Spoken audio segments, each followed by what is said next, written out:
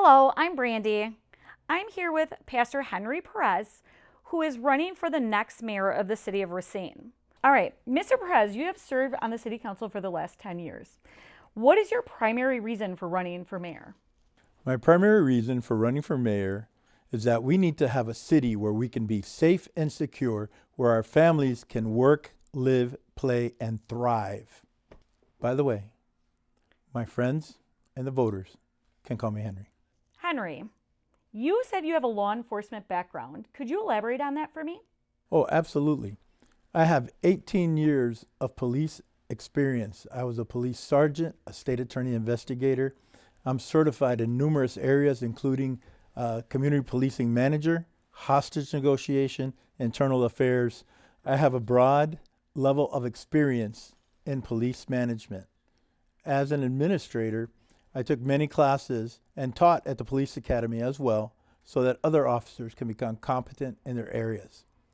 So you do have credentials in safety and security and law enforcement. That's great. A frequent question that we get is about your level of education, college, work history. Could you just elaborate on that for me, please? Oh, sure. I have a bachelor's of religious education. I majored in Bible and theology, minored in New Testament Greek and communications, and specialized in Islamic studies. I have a master's in theology. I have police certification. I have police instructor certification. I have police trainer certification. I've taught and developed courses in human diversity, cross-cultural stressors in police work that I taught in Michigan. So I have a broad range of experience, and this experience brings us to understanding the community. Growing up, I was housing insecure. I was food insecure, and it wasn't for people helping me to get in the right direction, there's no way I could be where I am today. And that's been so important. I've had to work 2, 3, 4 jobs at a time to make ends meet for my family. I'm not a lifetime politician. I've worked. I know what it's like to be in the shoes of the people of our community who have worked hard to get to where they're at. And when the city wastes their money, that just... it's unbelievable. Some of the things we've done in the city has caused us to come to a point where we don't even know what's going on anymore. For example, the mayor stopped hiring police, and we didn't know. This was like 2, 3 years ago already. And I've been saying it in the paper. I've been writing it, commentary, articles. We're defunding the police, and nobody's believed it.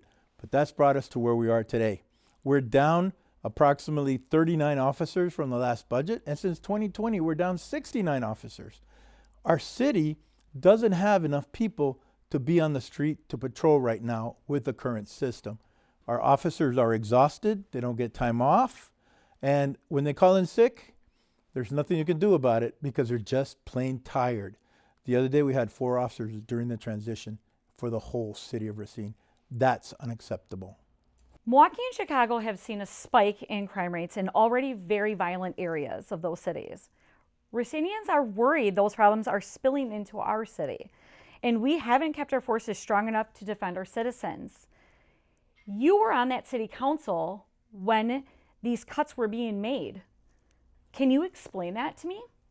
Oh, absolutely. I was the only one in council that voted against these cuts because I understand, having been a police officer, that the cuts were critical to maintaining the police force at its current levels. And I was the only one. It was 14 against 1 on most of those issues. Wow. Safety and security is important, of course, but what else? No, stop. It is the most important thing in our community right now. You cannot be in a community where the social contract is not being met. Government's first job is to protect its citizens. And right now, that is not happening. And we have to go back, look at our values, change our budget. We have to go back to like the budget of 2019, where this was taken care of before it was changed. If you go to the voting record, you'll see that I voted against most budgets because I see what's happening. And like I said before, I'm out there saying it, and now this is a result. I'm sorry I interrupted you, but that's so important. Please go on. You're right.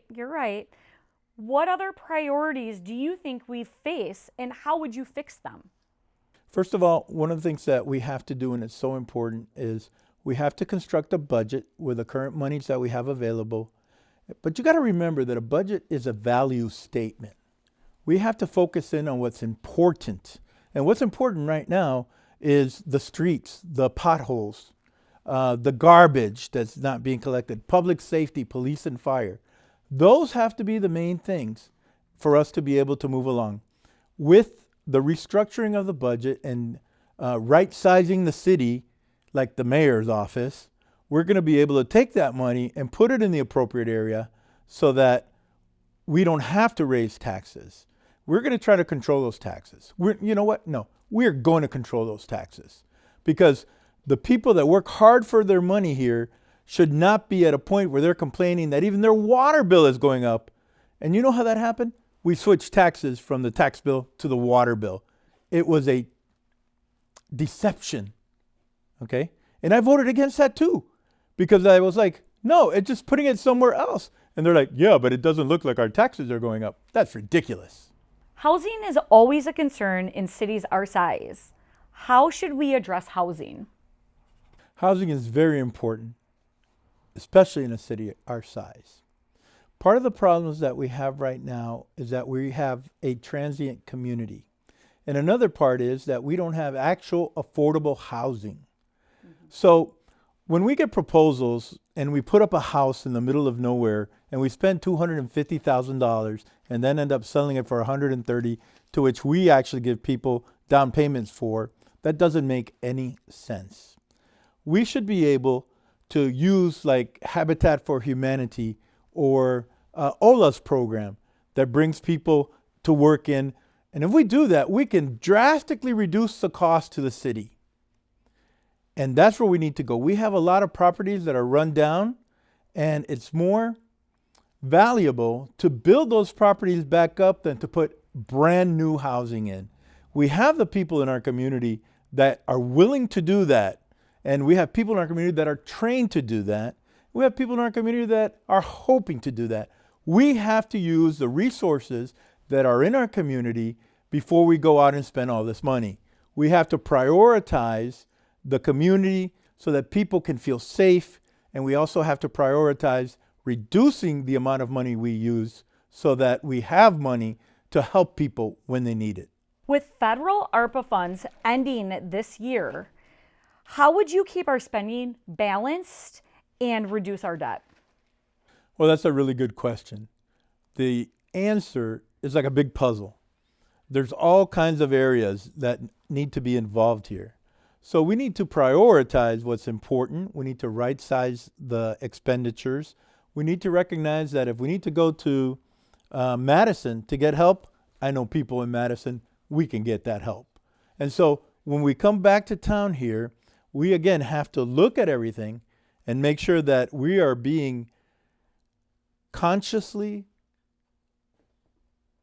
looking at the funds so that we're not abusing the hard-earned money that our community makes that contributes to our budget.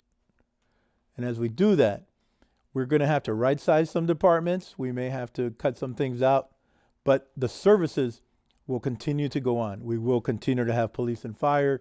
We will continue to have garbage. We will continue to have road construction because those are the issues that are important to our community. And as we continue to do that, then more people will want to come to town. More money will come in. More people will want to spend in town. And that will also help increase our tax base. Do you think that our downtown district is healthy and vibrant? Oh, absolutely not. Downtown is a gem of our city. We have a beautiful Main Street, but nobody comes downtown. Nobody comes downtown because they're afraid. And that goes back to what I said earlier. They're afraid to be downtown because they don't want to be involved in whatever is happening on the street. But you got to remember this. We have Memorial Hall, we have Festival Hall, and these are places that can be used. I am thinking that we need to rebid the contracts, lower what it costs to get it done, and bring people to town because right now, nobody's coming to town and we don't even have any for-profit events going on downtown this summer. We have a beautiful beach. We have a beautiful downtown, but it's not vibrant. And it's not vibrant because people are afraid. That goes back again to our first question. And it's not like we're going to make this crazy. We just have to have adequate policing so that people feel comfortable, okay? And I'm telling the businesses, you know, what can you do? Can you install security cameras? And some are doing it. So we're going to be a safer place.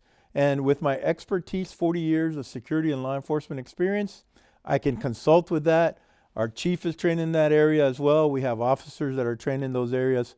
We can make this a place, but we have to make a concerted effort so that people want to come downtown. This is a very, very important question that I'm hearing from a lot of citizens of Racine. Festival and Memorial Hall are two underused properties. Why is there not much use of these buildings right now? And what is your solution? Well, the prices are outrageous. But right now, we have the Downtown Racine Corporation with Kelly Cruz, who is doing an amazing job at trying to revitalize downtown. And it's not the mayor that's working to do this. It's a private corporation. They're investing their own money. They're investing money from the vendors to be able to make this affordable. With people like them, we're going to revitalize downtown because they have a commitment to make this a better place. They have a commitment to make this a place where people can thrive. They have a commitment to bring people downtown where they can spend money, and mom and pop is going to be happy because people are going to go in their shops and they're going to buy things. And on top of that, you have to remember that we also have a certified zoo. And this is one of the few things that cities have. There's just a couple of hundred zoos that are certified. And we're even a zoo that's certified for kids that have autism. It's a touch zoo. And that is amazing. And you may not know this, but the mayor wants to take over that property. He doesn't want the zoo there anymore. And so we have to recognize the values and the gems in our community, okay? And because we realize that, we have to help the zoo thrive as well. They're the #1 most visited site in the city of Racine. People are not aware of that, but our zoo and its administration does an excellent job without the support of the city. There is a discussion that the Rapids Drive Bridge is going to be removed for 2 years. There is no easy way around that bridge. Can you, as mayor, at least keep a single lane in and out of the city to keep the traffic flowing and keep businesses thriving? That's really a difficult question too, because I don't think that the city controls that. I think that's a state project. I'll have to check on that, but I'll get back to you on that. But if we can definitely keep a lane open, we will, because it's important for all those businesses on Rapid Drive to have accessibility. If they don't have accessibility, they're going to die. And we can't let that happen because those businesses are very important, especially for that area of town. Infosino's is there, and that's a tradition here in Racine. They've been there forever. So we have to make sure that those institutions are able to thrive if they don't have access from the road. We will make it work. Our city has many retail and manufactured buildings that are not being used. What is your plan in luring those businesses to invest their projects into Racine? Yeah, that's a really difficult question. We're quite a distance from the expressway, where the roads in other cities are good, but as soon as they hit Racine, they're really bad. So some of those businesses have actually moved out closer to the expressway. It would cost them less. But what we need to do with those businesses is find out what we can do to repurpose them and build them up. And when we do that, then we can maybe do affordable housing. We can maybe do businesses or entertainment areas. Like this whole downtown section that we're in right now is really the entertainment section of the city. There's nothing else. There's a grocery store out by Erie, and we have some little small shops here and there. But where do people go in the city of Racine when they want something? They come here. And so we have to make sure that the surrounding area, we have to make sure that the present area is all available and safe for everyone to be able to spend time here. If it were up to me, I'd redo some of these places here. I'd put in a movie theater so people could come downtown and then walk to town. And I would love to see that, because right now our only theater is all the way out at Renaissance, which is about 12 miles from downtown. People need a place to go. This can be their place to go. This needs to be their place to go. This is where they would desire to go. And that's what we have to purpose in this area. We also have a valuable riverfront and a beautiful Lake Michigan frontage sitting empty that can generate millions of tax revenue and bring citizens to Racine. What is the holdup on these properties and projects? Well, for one thing, City Hall right now is putting a stop on anything that's going on where Machinery Row was originally proposed. I have a businessman in town that wants to repurpose the marina over there. He wants to put in a marina. He wants to put in a building for his tenants. He wants to put in his office. They do silicone chip stuff. And he also wants to put in a playground, a splash pad. He wants to redo the marina. It's amazing. His plans are amazing. City Hall said no. I have another company that wants to do recycling, which would, by the way, take care of our costs for garbage. The mayor said no. And so as we go on and we look at the things we can do here in town, we have the Pew Marina area, which is being rebuilt. It just got bought. They have plans of redoing a restaurant in there, a recreational area, more marina boat slips, I guess they're called. And so the area is going to continue to thrive. People are wanting to come back, but they're doing it in the hopes of a change in our government. Because right now, even if you go yourself to change something in your house, the paperwork is crazy.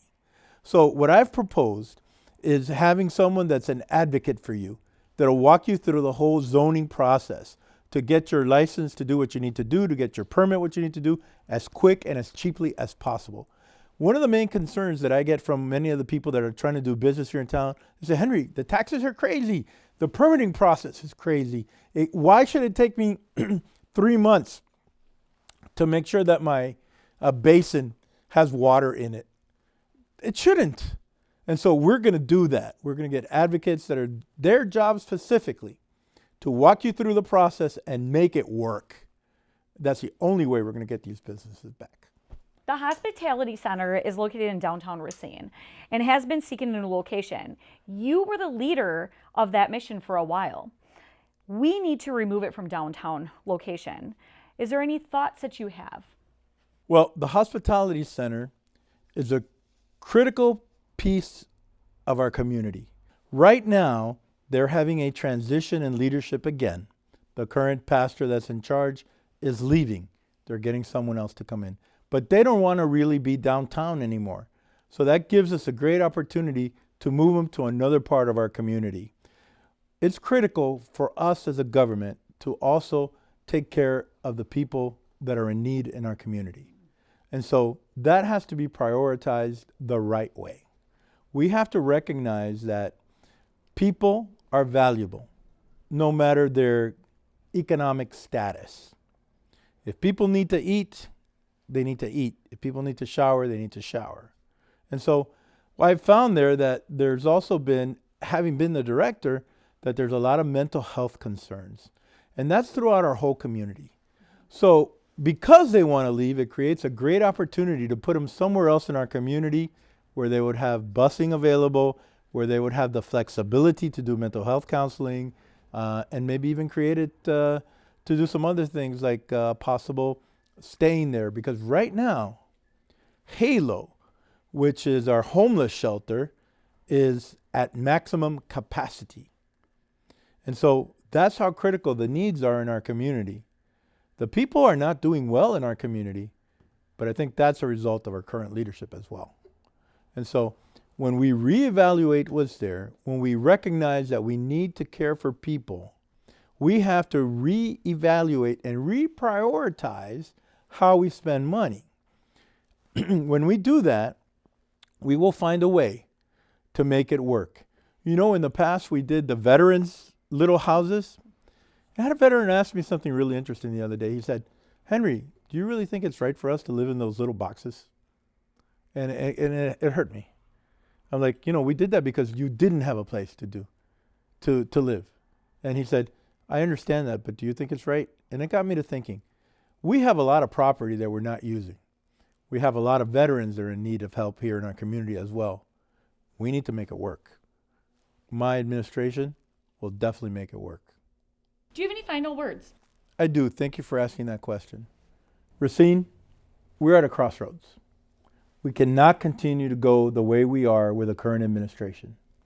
We need to make the changes that actually care for people, that reduce our finances, that make your hard-earned money actually valuable in our community.